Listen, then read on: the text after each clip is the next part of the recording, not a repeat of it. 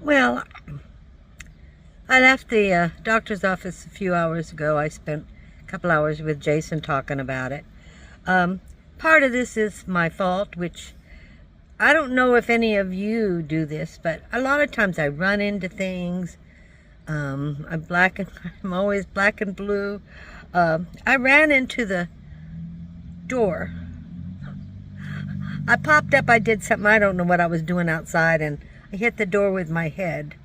I didn't think anything about it. And like I told you, this has happened really fast. So, forgot all about that. Today, what I found out was I have retinal bleeding. The veins have broken behind my retinal and bleeding in there, and the eye's all swollen. Left eye, my good eye, the one that didn't have a cataract. And she asked me if I'd hit my head. And I said no, because I didn't remember till after I left that I did. Anyway, long story short, that's the reason my eyes have deteriorated so quickly. This could be from me hitting my head, or it could be, and I do have high blood pressure. So they're going to give me shots in this eye and cataract surgery in this eye, and they don't know how many times. I don't know. It's just a mess. It's just a mess. And I said to Jason, I forgot I hit my head. So I feel like I lied to the doctor, but I didn't.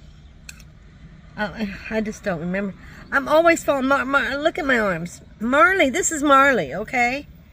I'm always getting bruised. It's just something, you know.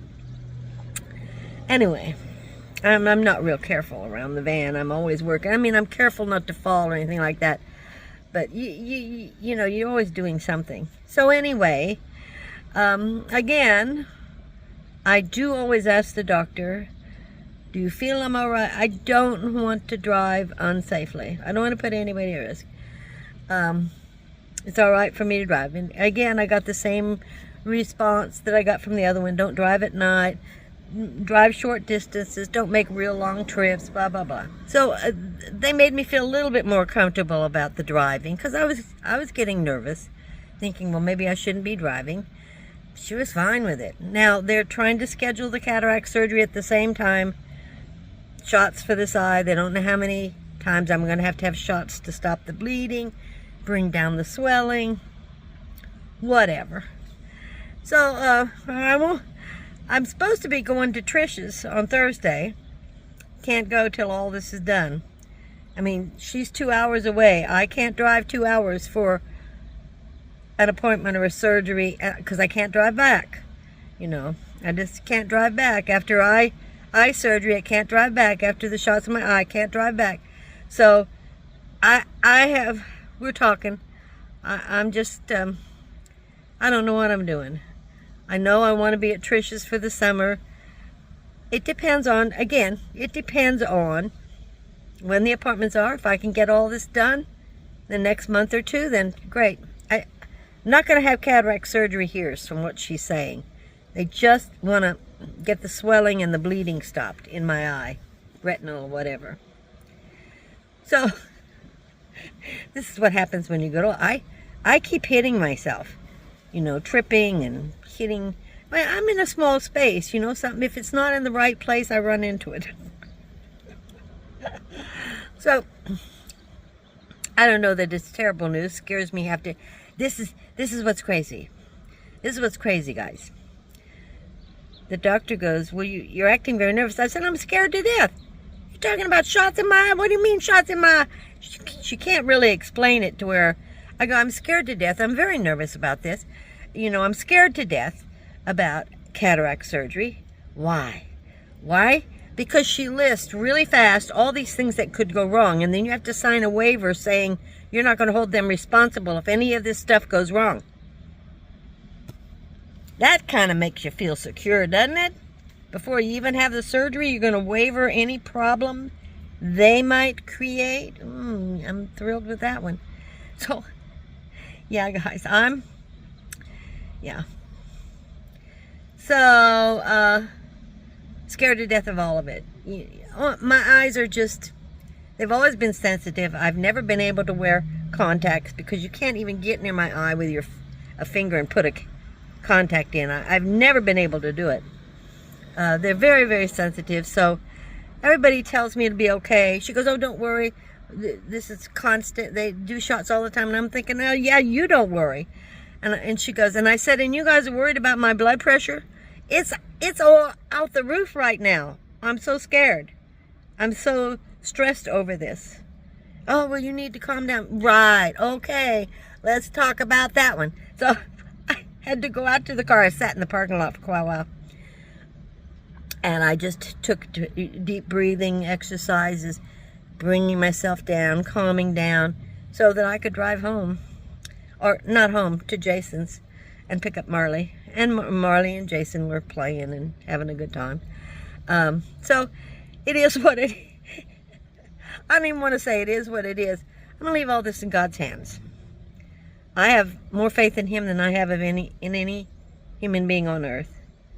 And I'm going to believe that He will take care of it. And I'm going to trust only Him to get me through this. I don't trust me. I don't trust the doctors. Just Him. Just Him. That's all I trust. So that's where I'm at right now. Yeah. I don't know when I'm going to get to Trish's, and we have to talk about it. I have to put it off until I can't be traveling. Can't have it up there. It's 2 hours away, as I said. I'm not going to repeat myself. Too far away from my doctors with all these appointments. They will slow down. They will end. I have 2 more this week, and it's only Tuesday. 2 more. And, of course, they'll be scheduling me for these other appointments, so just keep your fingers crossed, which I can't because of my arthritis. Keep your fingers crossed that it'll all work out. It will work out. It really will. This, too, shall end. I'm laughing because I'm still trying to remember how I hit my head on that door. I remember hitting it and I went, oh, it really hurt. But I can't remember what I was doing. It's a good thing sometimes not to be able to remember. Oh, and I met this lady today. Oh, I got to tell you. Okay. So I worked at KFC for a long time, and this young girl came in, and from the very beginning, she did not like me. She gave me a very hard time. We did not get along. She didn't like me, and I didn't like her. That was 2016 when I left KFC. I guess she moved out of the area. Today, I go into Walmart because I broke my temperature gauge in the van, and I always want to know what the temperature is. So I'd broken my gauge. I went in to get a new one, and I was reaching up to get something to drink, and I couldn't quite reach it, and I had gotten somebody to help me, and all of a sudden this tall woman comes over, a very nice lady, and she reaches up and gets these bottles for me, and I, thank you. And I turn around, and when I do, I see this woman with her, and I'm thinking, I know her, but I didn't know whether I should say anything or not. And I walked, I'm walking by, I go, don't I know you? Didn't I work with you? And she goes, oh yeah, you did. And I go, she says, I told my girlfriend, I wondered if you would recognize me. And I said, where did we work? She goes, KFC. I went, oh, KFC. She goes, you remember. And she told me her name. And I go, oh yeah, I remember. She was so mean to me. She was so mean. But her girlfriend was very nice and got this stuff down from the top shelf. And, she was very nice at the time and hugged me. And I'm thinking, where is this coming from?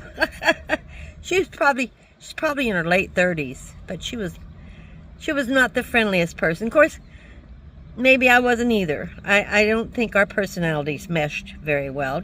Sometimes that happens. It's neither her fault nor my fault. It's just the way it is. Sometimes you just don't have the personalities that fit together. And it doesn't mean this person's terrible, that person, I didn't like her, but I'm not going to say she's a terrible person because I don't really know. Our personalities did not mesh. Let's just put it that way, okay? So hopefully I'm not going to be making too many more updates. Well, I'm going to have to. I'll let you know. But things are taking, they're taking time. But I got 3 months, and they can do something to fix it so that even though my driver's license has expired, they can extend that time on to get a new one because of the medical issues. We'll see. I don't know, but I got to check it all out. Thank you. Thank you so much for being so kind and so supportive. I really appreciate it. I'm really walking you through this. This is like, really? I'm going to be 78 in July. Give me a break. But this will all be over by then. And I'm going to have to celebrate my birthday somehow. I don't know what I'm going to do, but I'm going to have to celebrate it. Will I get a van? Well, I planned on it, guys. Everybody goes, oh, you need to get out of it. No, stop. I plan on getting out of the van, but I want a trailer I can put in a RV park or something else. I really don't want an apartment. You're tied down to that area, and you have to get along. If you're mistreated in that area, and trust me, that happens a lot, you can't move. No, I want a trailer where I can hitch that little puppy up and just drive wide out, or have Jason do it if I can't. I'll see you next time. Thank you for watching.